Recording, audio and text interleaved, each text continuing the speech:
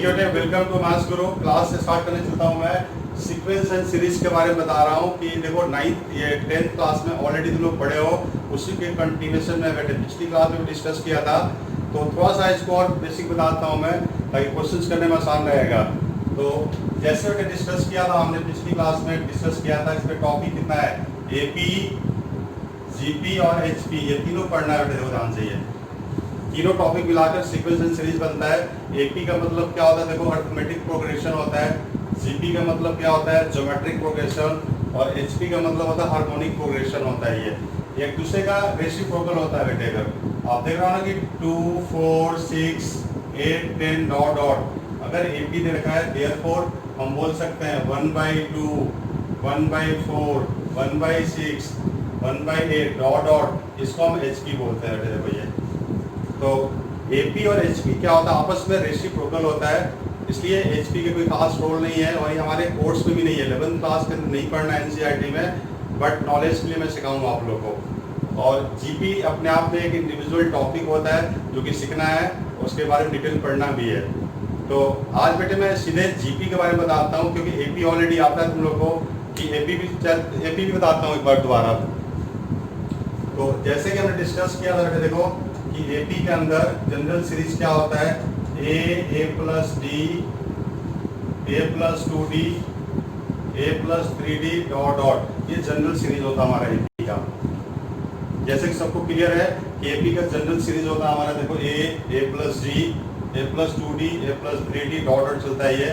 और इसके अंदर बेटे एन टर्म की जो फॉर्मूला होता है, देखो ए प्लस n-1 इंटू डी होता है ये एन टर्म की फॉर्मूला होता है। और यही चीज अगर देखो एन टर्म अगर एंड से निकालना हो, लास्ट से निकालना हो, तो l minus n-1 into D होता है, जहाँ l को हम लास्ट टर्म के नाम से जानते हैं। l को हम लास्ट टर्म लिखते हैं हम लोग बेटे। ये अगर n टर्म सीरीज के एंड से निकालना हो, ये फॉर्मूला बन जाता है l माइनस n-1 इंटू कितना होता है, डी होता है। तो n टर्म निकालने के लिए लास्ट से निकालने का ये तरीका होता है ये। तो मेरे ख्याल सभी बच्चों को पता होगा, ये जो भी हमारे 11th क्लास के बच्चे हैं उनको ऑलरेडी क्लियर है, ये कोई दिक्कत नहीं होनी चाहिए। तो आगे बता रहा हूँ बेटे, इसके अंदर आगे डिस्कस कर रहा हूँ मैं, तो नोट करने की जरूरत नहीं है, सबको मेरे ख्याल समझ में आ रहा है ये, इसलिए कोई दिक्कत नहीं है बेटे। आगे बढ़ लेता हूँ मैं।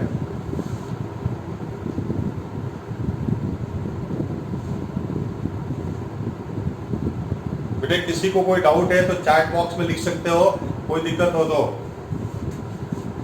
इसमें बेटे सम की जो फॉर्मूला था हमारा n/2 2a plus n-1 into में डी होता है, या इसकी दूसरी फॉर्मूला होता है n/2 a प्लस l होता है। ये फॉर्मूला होता है n/2 a प्लस l लिखते हैं हम लोग। और स्पेशल 3 टर्म लेना हो अगर हमें, स्पेशल 3 टर्म्स अगर लेना हो अगर हमें, तो हम क्या लिखते हैं, देखो a माइनस डी, a और a प्लस डी लिखते हैं हम लोग। और स्पेशल 4 टर्म लेना हो अगर, स्पेशल 4 टर्म्स के लिए a minus 3d, a minus D, a plus D और a प्लस 3d, ये स्पेशल 4 टर्म के लिए, स्पेशल 3 टर्म्स के लिए होता है। इसमें खासियत देखो क्या होता है कि इसमें कॉमन डिफरेंस कितने का होता है, d का होता है। इसमें कॉमन डिफरेंस 2d का होता है बेटे। ये स्पेशल 3 टर्म्स स्पेशल 4 टर्म्स के लिए होता है, ये ध्यान रखना हमें। ऐसे टर्म्स लेते हैं हम लोग, 3 टर्म्स या 4 टर्म्स लेना हो स्पेशल तो ऐसे लेते हैं हम लोग। कोई डाउट नहीं होनी चाहिए किसी को भी, ऑलरेडी 10th क्लास में क्लियर है सारी बातें। और ध्यान रखना बेटे देखो कि अरिथमेटिक मीन जो होता है हमारा a प्लस b/2 होता है। और बहुत सारा नंबर दे रखा हो ना, डॉट डॉट, ये बहुत सारा नंबर दे रखा है, अरिथमेटिक मीन n से डिवाइड करते हैं हम लोग, ऐसे निकालते हैं हम लोग अरिथमेटिक मीन। अरिथमेटिक मीन की फॉर्मूला होता है, अगर n नंबर्स दे रखा हो तो ये फॉर्मूला होगा, अगर 2 नंबर दे रखा हो तो a प्लस b/2 होगा। इसको बोलते हैं हम लोग अरिथमेटिक मीन बोलते हैं हम लोग। तो किसी को डाउट नहीं होना चाहिए। तो ये बेसिक कंसेप्ट है जो सबको क्लियर होगा मेरे ख्याल से। तो ऑलरेडी पिछली क्लास बता भी दिया था मैंने। तो बेटे क्वेश्चंस करवाने जा रहा हूँ, क्वेश्चंस आपका 10th क्लास से रिलेटेड है, और ऑलरेडी 11th क्लास के बुक में दिया हुआ है, एनसीईआरटी के बुक में दिया हुआ है, उसको मैं डिस्कस करने जा रहा हूँ मैं। तो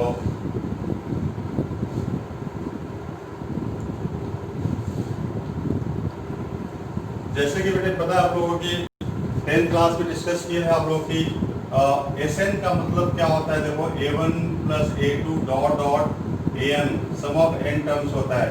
अगर s1 लिखा है तो इसका मतलब a1 होता है। s1 का मतलब क्या होता है बेटे a1, और s2 लिखा हुआ है अगर इसका मतलब a1 प्लस a2 होता है। ऐसे बोलते हैं हम लोग। देखो ये s1 का मतलब फर्स्ट टर्म और s2 का मतलब क्या होता है, सम ऑफ टू टर्म्स होता है।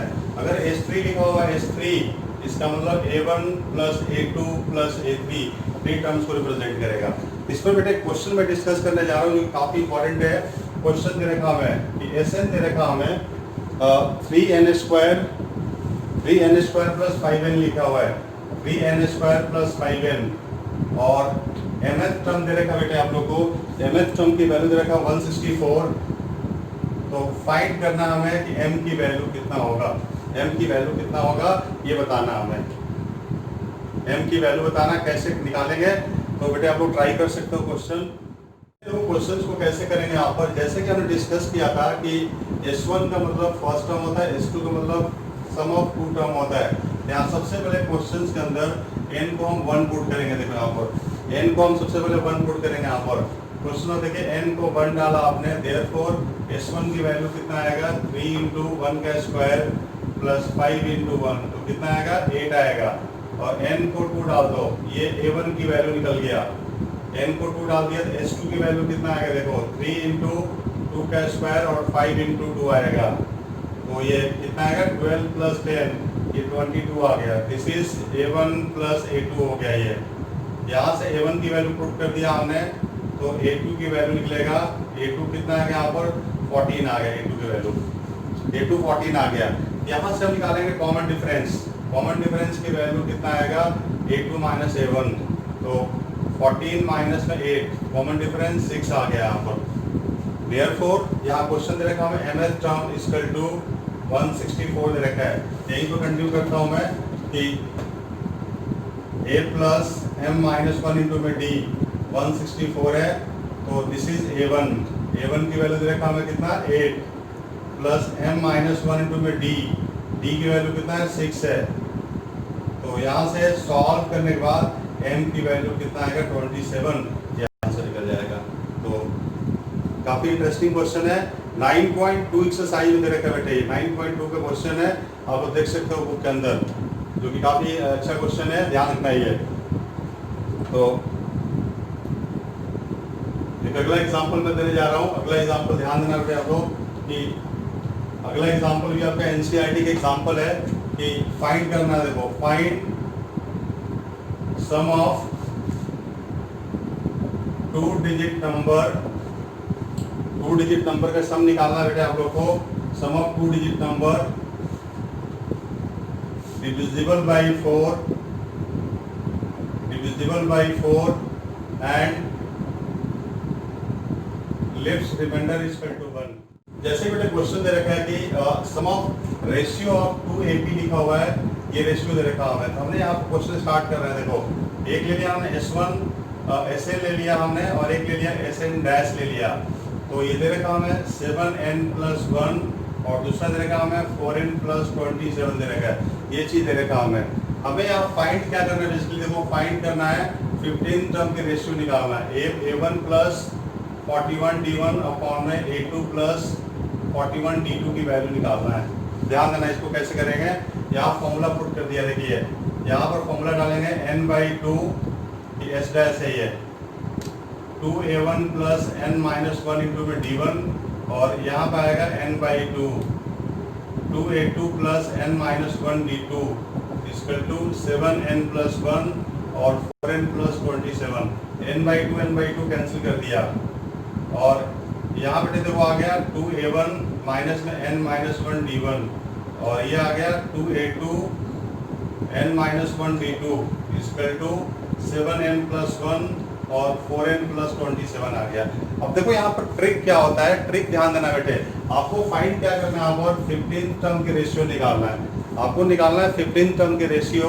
यहाँ ट्रिक क्या होगा, देखो ध्यान से बेटे। ट्रिक कि 15 का डबल कितना होता है 2 इंटू 15 माइनस 1, यानी आपको 29 पुट करना है n की जगह पर। n की जगह पर 29 पुट करना है, यही ट्रिक है इसके अंदर। तो यहाँ पर देखो पुट करेंगे हम लोग, put n equal to 29, n की वैल्यू 29 पुट कर रहा हूँ मैं इसके अंदर, n की वैल्यू 29। ये ट्रिक ध्यान रखना है कि डबल से एक कम पुट करना हमें, डबल से एक कम। तो जैसे पुट करोगे तो कितना आएगा, ये बन जाएगा 2a1 माइनस 29 पुट किया 28 d1, और यहाँ आएगा 2a2 प्लस 28 d2, और यहाँ आएगा बेटे 7 इंटू 29 प्लस 1, और यहाँ आएगा 4 इंटू 29 प्लस 27। यहाँ से 2 कॉमन लेके काट दो आप, यहाँ से भी 2 कॉमन लेके काट दिया तो 14 d2। इसको कैलकुलेट करते हैं, 3 आएगा और ये 20 प्लस 1 अपॉन में यहाँ कितना आएगा 6 116 प्लस कितना आएगा यहाँ पर 27 आएगा। मेरे ख्याल से कैलकुलेशन सही होगा। देयरफॉर ये A15 बन जाएगा, A15 और A-15 is equal to 204 upon में कितना आएगा यहाँ पर 13 4 एंड दिस इज 1। ये बेटा आंसर आएगा हम लोग का 204 अपॉन में 143, ये आंसर आएगा। अब कैलकुलेशन चेक करना आपकी ड्यूटी बनता है, कैलकुलेशन चेक कर लो एक बार आप लोग कि कैलकुलेशन क्या आएगा इसका, कि ध्यान देना हमें। तो इस तरह ये क्वेश्चन कंप्लीट हो गया। तो बेटे ध्यान देना आप लोगों को, और इसके जैसे क्वेश्चन को प्रैक्टिस करना है, फिर आगे मैं बताता हूँ। मैं कंसेप्ट, इस छोटे कंसेप्ट से मैं खुद सेटिस्फाइड नहीं हूँ, तो इसके लिए हमारे बच्चे जरूर कमेंट करें। इसकी सेकेंड पार्ट बनाऊंगा, थर्ड पार्ट बनाऊंगा, और हमारे बच्चों को प्रॉपर नॉलेज दूंगा मैं।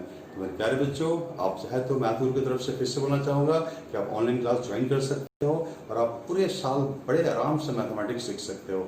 हमारे इंस्टीट्यूट के अंदर और भी सब्जेक्ट की क्लासेज होती हैं, फिजिक्स के भी एक्सपर्ट फैकल्टी हैं, केमिस्ट्री की फैकल्टी हैं, सारे लोग IIT एंड नीट की तैयारी भी कराते हैं। तो कभी बच्चे ध्यान रखना कि आप सिंपल 11th-12th की पढ़ाई अगर आपने नॉन मेडिकल लिया है तो आप जरूर क्रिएटिव पढ़ाई करो, ताकि कुछ फ्यूचर्स प्रोस्पेक्टस के हिसाब से एग्जाम की तैयारी करना स्टार्ट कर दो। Thank you very much, all the best.